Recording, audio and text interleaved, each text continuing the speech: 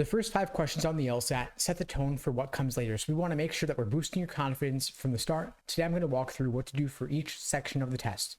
To begin with, of course, test day doesn't start with the test questions themselves. It starts with everything you do in the lead up to the test itself. So right before you walk into your test center, right before you log into Prometric, you want to do a warm-up before starting.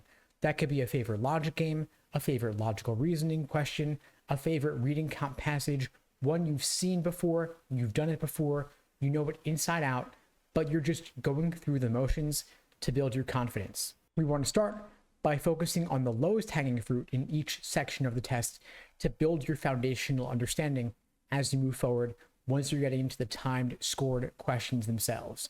So in reading comp, of course, the foundation, your gimme, it's the general global questions like your main idea question, passage organization, best title, tone, author's opinion.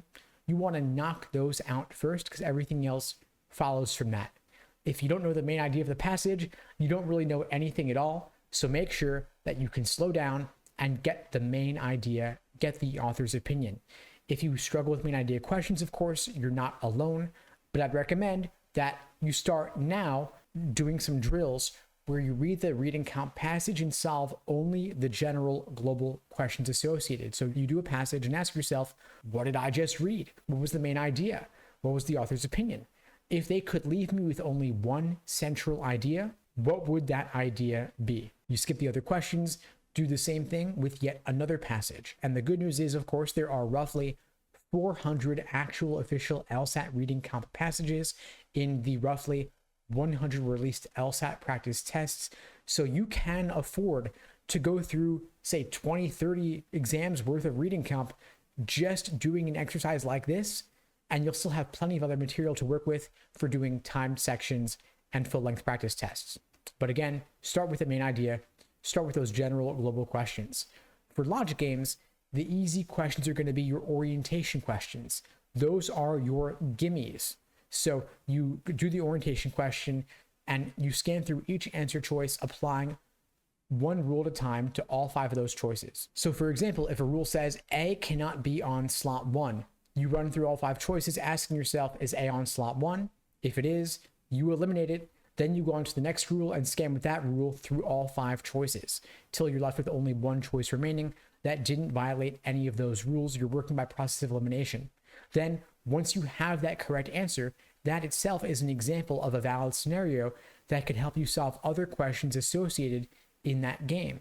Because you know this scenario works, it was your answer. So if another question asks you which one of the following could be true, and you saw it occur in the orientation question's correct answer, then you know it works as a valid scenario. So that can help you knock out a choice from another question, might even help you solve another question entirely, saving you some valuable time to let you avoid having to draw a new scenario. So these orientation question correct answers, the correct answers to your local questions where you drew a new diagram, those can help you solve other more general questions later in the game. So you see here that both in reading comp and in logic games, the first questions you do, either main idea in reading comp or orientation in logic games, they set the stage for what comes later. You can build on your previous work, you can build on your previous understanding and help save yourself some valuable time setting the stage to get the entire set of questions right.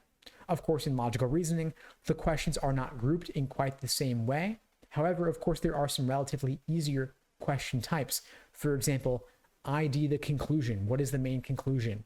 Your first 10 questions in this section are typically going to be easier on average, so you want to go through those at a relatively faster pace, building up a time bank that you can then apply to the tougher questions later in the section. Of course, those first 10 questions could be a variety of question types.